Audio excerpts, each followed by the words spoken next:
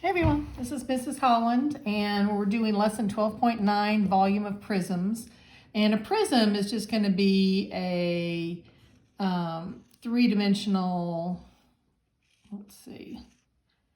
three-dimensional shape, I guess you could say. And in this case, we're going to be looking at rectangles, pretty much quadrilaterals.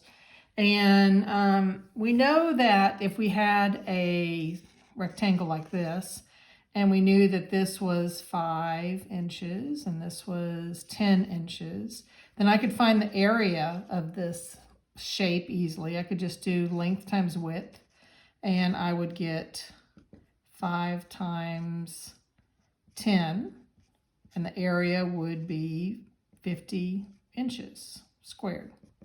And so we've done that before in the past, but now we're going to be talking about three-dimensional prisms or 3D shapes, I guess you can say. And you can see here that I've got this 3D shape, and I'm just going to make up some numbers here. I'm going to say this is 6 inches, this one is 5 inches, from here to here. This is the height is going to be 6 inches, and I'm going to say this length over here is going to be, let's just make it 4 inches. So now I've got all the different measurements of this rectangular prism. And my depth is 4 inches, the front of it is 5 inches wide, and the height of it is 6 inches. And what's really nice about this is that it's a very easy, just like area was length times width. I'm just going to be adding a third one, and it's going to be times height. So I've got my height here, I've got my width here, and I've got my length here. And so I just have to, for the volume of this prism, just plug in everything I know. My length is going to be 4 inches, my width is 5 inches, and my height is 6 inches.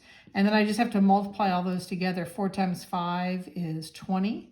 So 20 times 6 would be 120. And in this case right here, it's now going to be inches cubed.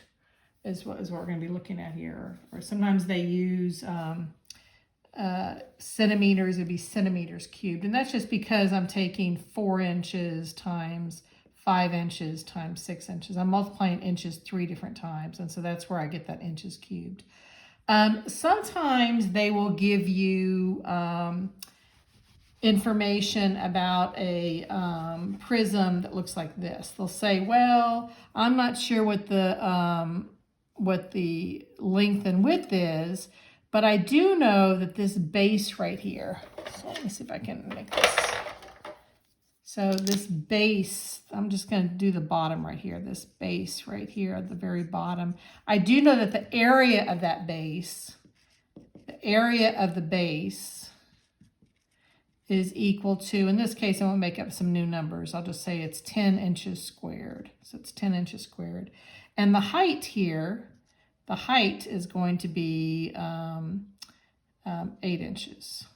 So I made up some new things there. So sometimes when they give you the area of the base and then they show that the height is a certain amount, then you can get the volume of the prism by just doing height times whatever the base is. So in this case right here, it would be 8 inches times the base, which is 10 inches squared, and my volume would be 80 inches cubed.